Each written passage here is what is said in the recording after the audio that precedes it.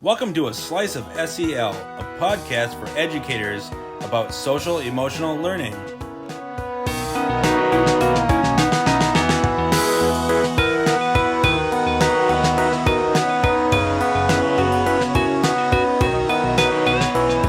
Welcome to Season 2 of A Slice of SEL. We're the SEL services team at the St. Croix River Education District. I'm Nick, and it's been a very busy fall, but we are so glad to be back for Season 2.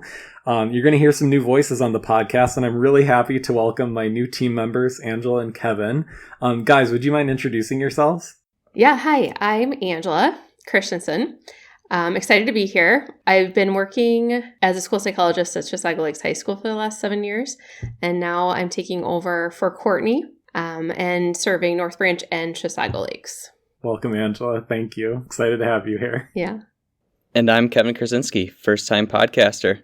I took over for Rye this year, and I'm fortunate to be working with our northern districts, East Central, Hinckley-Finlayson, Pine City, and Rush City. Thank you guys so much. So it's a big, scary, brave leap to jump into podcasting. I know from doing it last year. I'm really grateful that you guys are doing this with me. Appreciate it. So our topic today is questioning with intention. So using higher order thinking questions that are going to foster SEL skill growth during academic instruction. So across the whole school day, we can be asking these intentional questions. We're also in the process of that going to touch on the 16 habits of mind. I'm guessing that many of our listeners may be familiar with those, or at least you've heard of them once or twice. And we're going to talk about how those 16 habits of mind overlap with the 5 SEL competencies. We're super excited to get into it. It's just one of those areas of craft that master teachers are just incredible at. It's such a joy to get to see someone asking great questions that foster that deep reflection and growth. But before that, guys, I don't know if you know this, we have a little ritual on the podcast. What's filling our buckets? So before we dive into the topic, we're just going to go around and share what's bringing us some joy, what's inspiring us today. It can be small, it can be big. Let's go. Yeah, I'll start. Some of you may know already, I do have a daughter, and we've been working a lot on actually identifying emotions. She's 2, and so needless to say, there's a lot of drama with a 2-year-old, and we've been introducing the Generation Mindful Snuggle Buddies. I'm not sure if you've heard of those. But over the weekend, she really took on to her snuggle buddy. It's a little bear, a little red bear, and it's in line with the mood meter. I'm not sure if you're familiar with that, but it teaches different ways to identify your mood.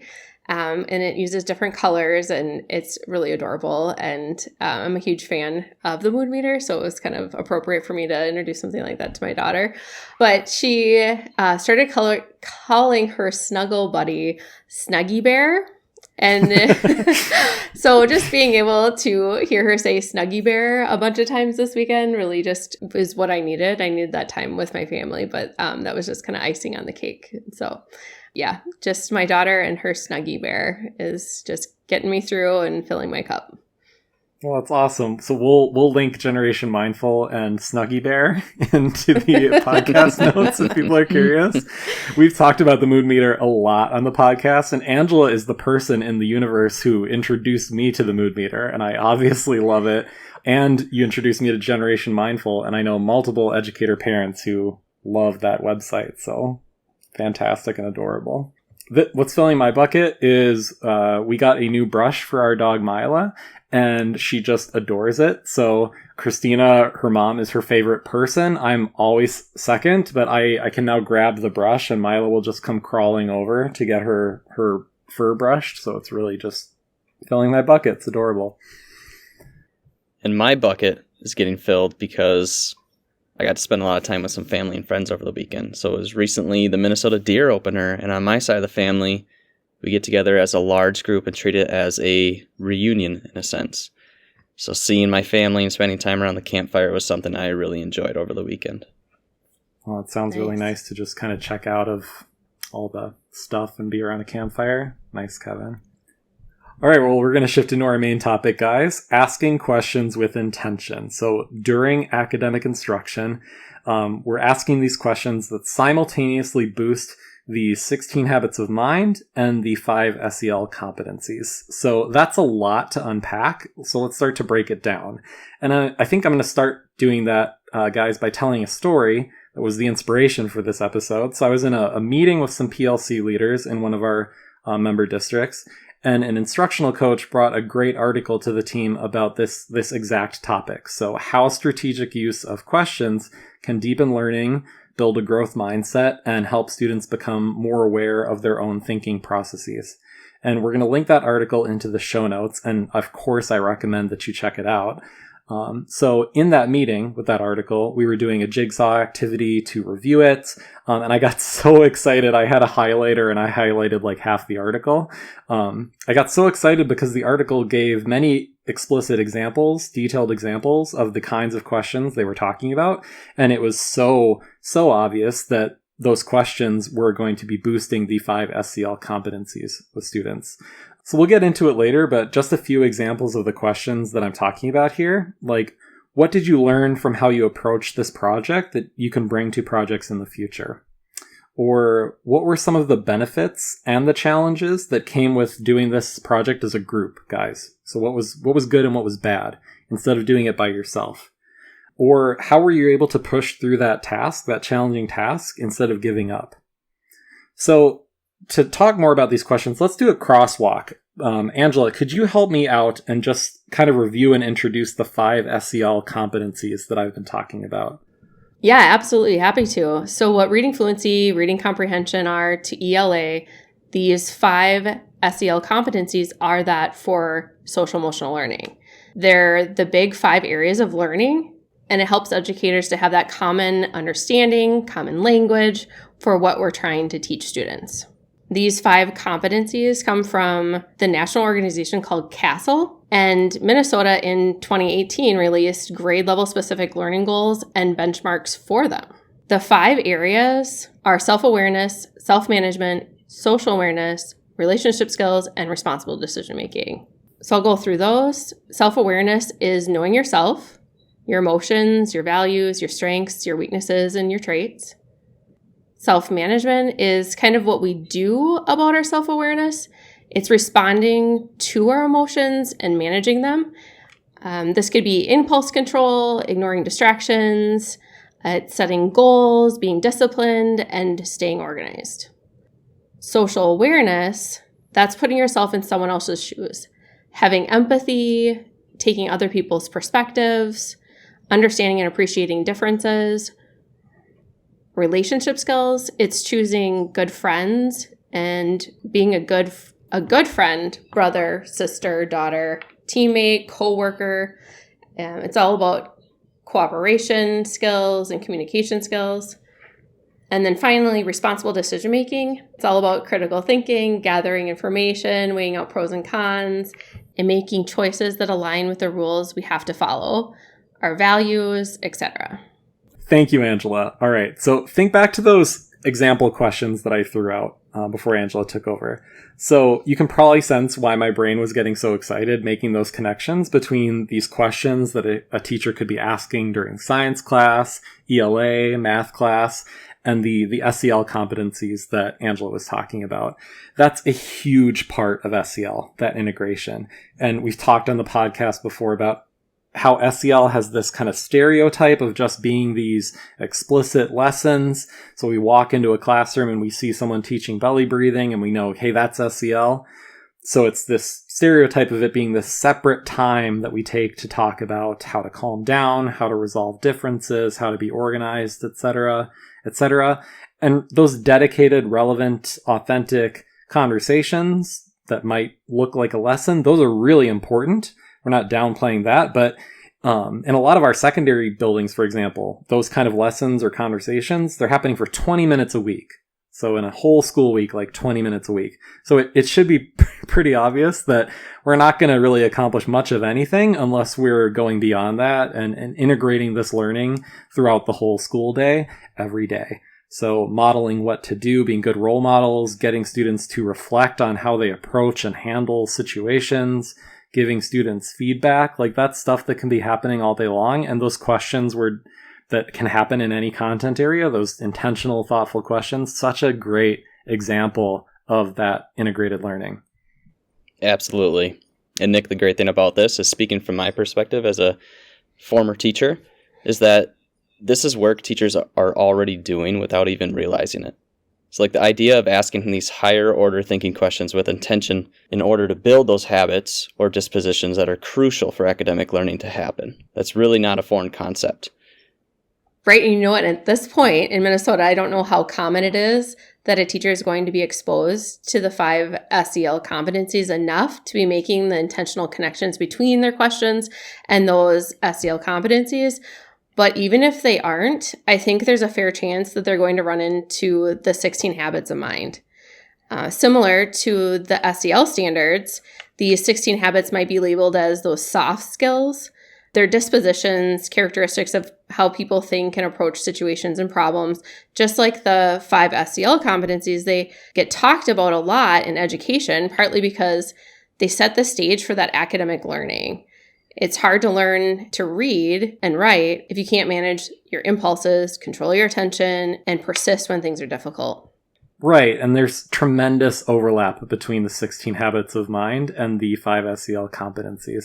That's really good news, because I would hate to be taking on 21 different things and just kind of feeling like we're attacking different things. No, there's so much overlap. Basically, like the Venn diagram of those 16 habits and the 5 SEL competencies is almost a circle, I would say.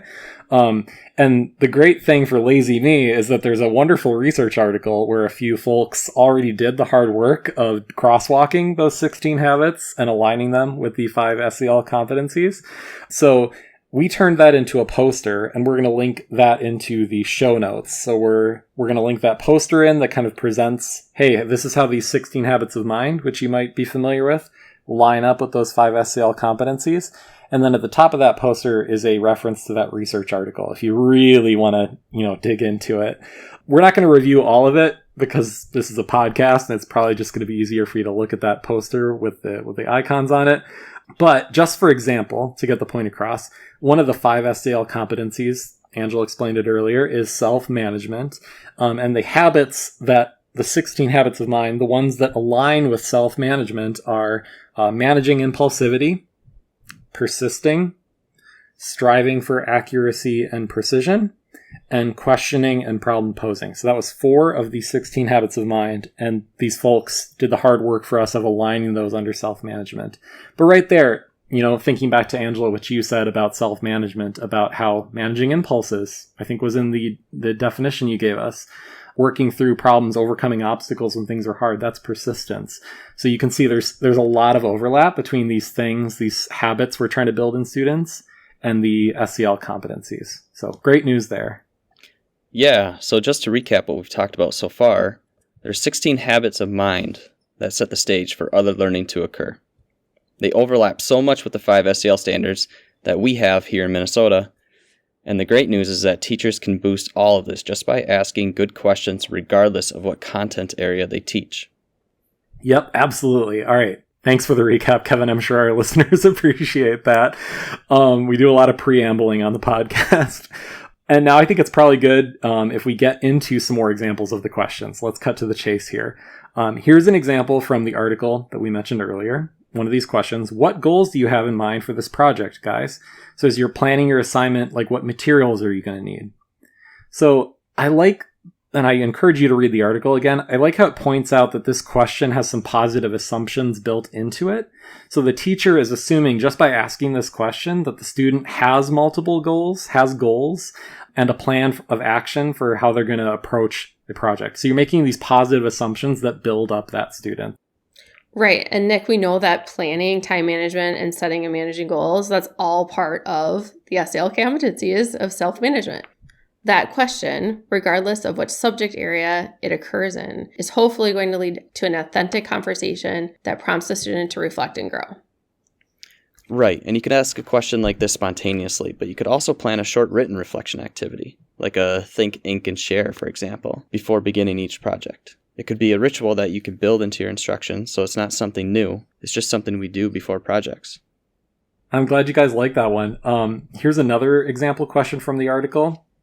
What insights did you gain from working on this project that you're going to carry forth to your next project? So again, there's some positive assumptions built into this question. So you're building the student up. The assumptions that the student is insightful, that they learned something from working on the project, that they have the capacity, the ability to apply what they've learned, those insights, to the next project that they take on. So I think it's just a great question. And this one makes me think of self-awareness. We talk a lot as teachers about metacognition, that thinking about thinking. It's so important to pause and guide our students to think about how they approached a problem or a task and what they could learn from it and apply to work in the future. Love it. Yeah, Kevin, I was thinking about metacognition too, like the thinking about how you approached something, just stepping back and looking at your own kind of brain working. Really cool when we can get students to do that. I think we got the hang of this, guys. I think there's a bunch more example questions from the article. Let's just rapid fire through these guys. So I'm going to toss one out, and let's just talk about like what SEL, which one of those 5 competencies we think it's getting at the most. And I think that'll lead to some good discussion. You guys up for it? Yeah, sounds good. Yeah, sounds good. And this is a great opportunity to remind the listeners there's really no wrong answer here. A lot of the things we do build multiple SEL competencies. Right. Great point, Angela, because we gave that preface too when we played a quiz game last spring about what SEL competency and activity was getting at the most. A lot of them were building up multiple ones. So really, I think it's just fun to just think through and do like a little mental exercise, but no wrong answers.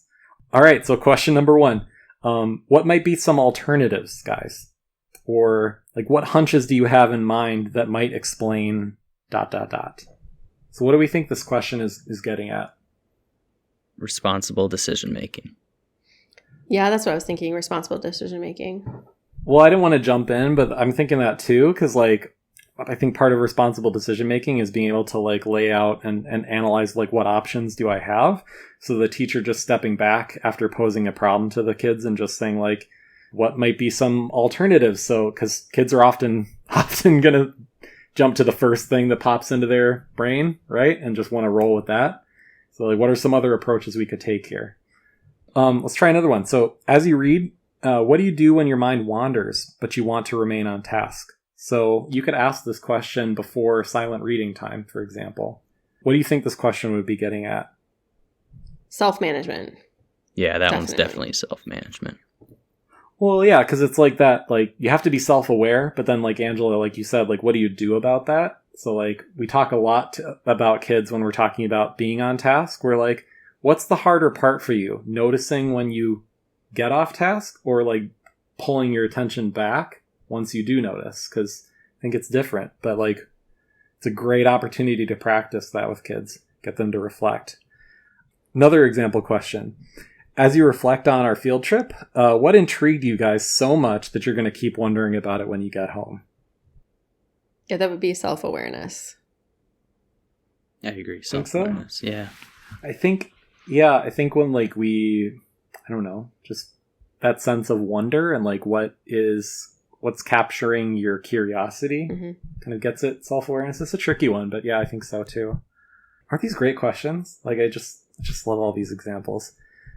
All right, so the next one, considering, guys, what you know about your learning style, what might you do if you find yourself in an incompatible learning situation? I think that one sounds like a self-management question. Yeah, self-management, knowing what to do in that situation, that would be... Yeah, and this one, the question, like the last one is about a field trip. This one doesn't give us as many clues about like when you might roll this one out. I think like early, when you have students early in a term who are new to you, might be a good opportunity to just like, if your first few days of class talking about like preferences, getting to know each other, that kind of stuff. You could talk about like what things they prefer. Like, do they like projects? Do they like lectures? Do they like worksheets? And I think that would be an opportunity to ask this kind of question about like, hey, you guys have said you like this kind of thing.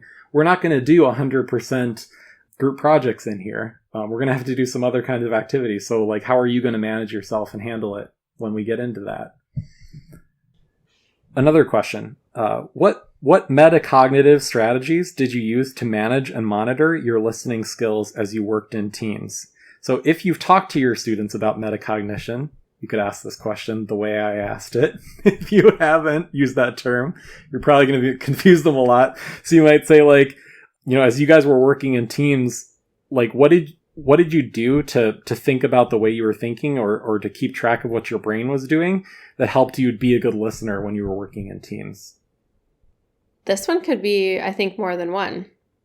I agree with that. I was thinking, monitoring your listening skills could be more relationship skills.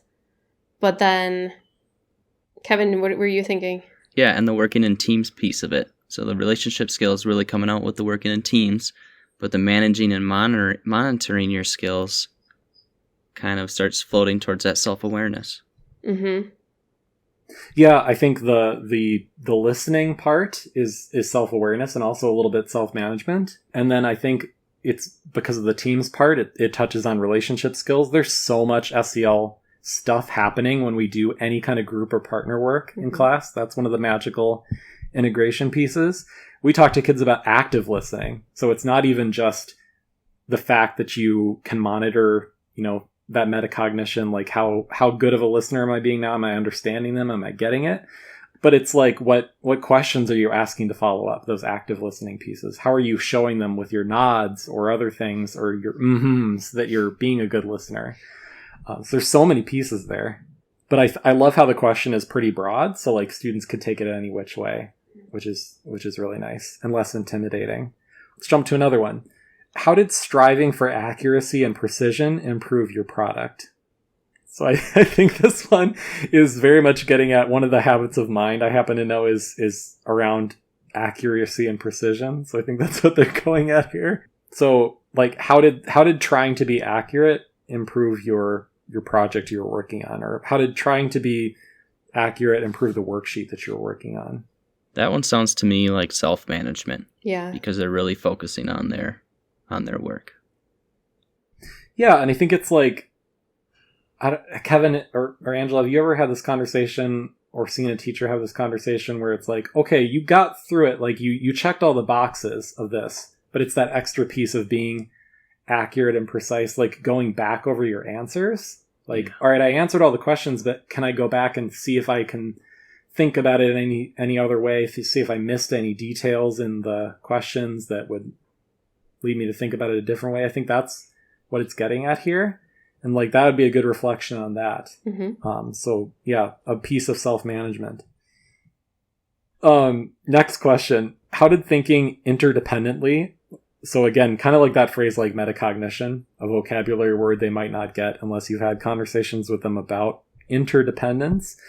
But like, how did thinking cooperatively, or how did like putting your heads together? I think those are phrases that get at the same idea. Like, how did putting your heads together to work on this as a group help you accomplish your task or help you handle this project? Yeah, with this one, I'm thinking social awareness. I agree, Angela. That social awareness really stands out to me on that question. Like putting yourself in other people's shoes, like seeing different perspectives. Yeah, I also am thinking about relationship skills too. I don't know. I think it's because this reminds me of one of the first examples I gave in the episode in our preview, where I was saying, after group work, you can ask students like, hey, what were the benefits of working through this together as a group? Mm-hmm. What was better about it? And what were the cons? Because I think that's a good thing for students always to reflect on, like, how was working through a project as a group different than if I had handled it myself? Because it is going to be different. And like, what were the bonuses and what were the struggles with that? Mm-hmm. What could you learn about it? How to approach it differently? So that's like, kids are going to be working in groups their entire lives. You guys work with me in a group. So like, those are good skills to continue to refine, even as kids get into high school. All right. Another excellent question. So while you were reading, what was going on inside your head? Think about that for a second. How were you able to monitor your understanding of the story? Or instead of monitor, you could say like, how are you able to like keep track if you were actually getting the story or not? Like, what was going on in that brain of yours? That question stands out as a self-awareness. Yeah, it's a thinking about your thinking and just being aware of what you're thinking. So self-awareness. Yeah. And I think one of the great analogies for that metacognition, I don't know if you guys have run into this before, is just like, there's a little person in a spaceship in your brain, kind of like pulling the thing, and you can kind of like look at what is he doing? Like, what controls is he adjusting? Like, it's just a fun way to explore it with little kids, because they're like, oh yeah, it's just kind of like, what's going on up there? Because we tend to take our thinking for granted unless we start building that habit of like thinking about thinking. All right, guys, this next one I absolutely love. So it's as you guys were talking to yourself about the problem, what insights did you generate? Or you could easily end it with something different, like, as you were talking to yourself about the math problem, guys, what ideas did you have for how to solve it? What do you think's going on with this one? I'm thinking responsible decision making with that problem solving skill. I agree, Angela. I think you're on the right track there. I think it's that, because the problem solving, I think it's the self-awareness. It's kind of like, I love that phrase, talking to yourself. Just, I think that's a really natural way to imply that reflection about metacognition. Just like, hey, you're it's kind of like we talk about self-talk. Like, that's one of the things we talk to students about. Like, hey, you're having a conversation in your head. That's called self-talk. A couple more. All right, we're on the home stretch here. So when your group got stuck, how did you react? How did you guys respond together? That one sounds like relationship skills, just with the team aspect of it and working as a group. Right, but it also has the problem solving aspect to it. So that could be responsible decision making again too. It's a good point, Angela. Yeah, I think both. Obviously, it's getting at teamwork and cooperation, and that idea that kind of like we do things collectively when we're in a team, and we impact each other.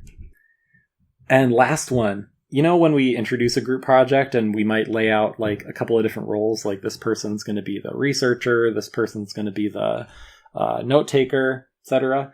You could just pause right after that and say like, all right, like, how did you guys decide to choose roles? And students, that's very open-ended, which is the nice part of it. They might say like, well, so-and-so is good at taking notes, so he was the one. So he chose based on how good they are at something. They could choose based on how interested they are in something. Like, somebody in the group might not be very good or confident in their presentation skills, but they might be really interested in doing the skit that's part of the project. So they volunteered for it. So just giving them a chance to reflect on like what did we do? Like, how did we decide which roles to pick? The way that you just described it, Nick, is different than what I would have said at first. At first I was thinking relationship skills, but then now I'm thinking also social awareness, because you're trying to put yourself in other people's shoes to think about what they're good at. So it could be a little bit of both. I agree. Oh, that's totally true, because like the perspective taking part. Mm-hmm. Yeah, because you're just kind of like looking out for number one kind of when you enter that group situation, but like getting them to pause for an extent and think like, hey, how did everybody got a different role? How did we make that happen? What was Ben probably trying to think about when he picked doing this? All right, guys. So with that, we are going to wrap up and talk takeaways. I think Kevin put it best earlier, so I'm basically just going to kind of repeat what you said, Kevin. Number one takeaway, there are 16 habits of mind, and those are things that set the stage for other learning to occur. So academic learning, for example. And those 16 habits, they really overlap a lot with the 5 SEL competencies that we have in Minnesota. And the great news for teachers is that we can boost all of that stuff all just by asking good questions, good intentional questions, and that can happen regardless of what content area we're teaching. And just a reminder that in the show notes, we're going to link the article that we pulled those example questions from. We're going to link a poster that crosswalks the 16 habits of mind and the SEL competencies in Minnesota. And we're also going to link the Generation Mindful website so that if you would like your own plushy mood meter bear, you can order one.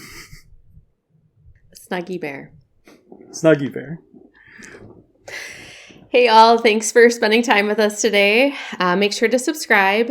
And if you're on YouTube, click the bell so that you are notified when the new episodes are released. And it's more important than ever to turn on the notifications, because we aren't going to be releasing episodes weekly like last season.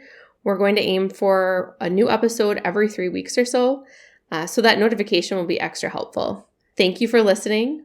We'll see you when you come back for another slice of SEL. Thanks, guys. Bye. Bye.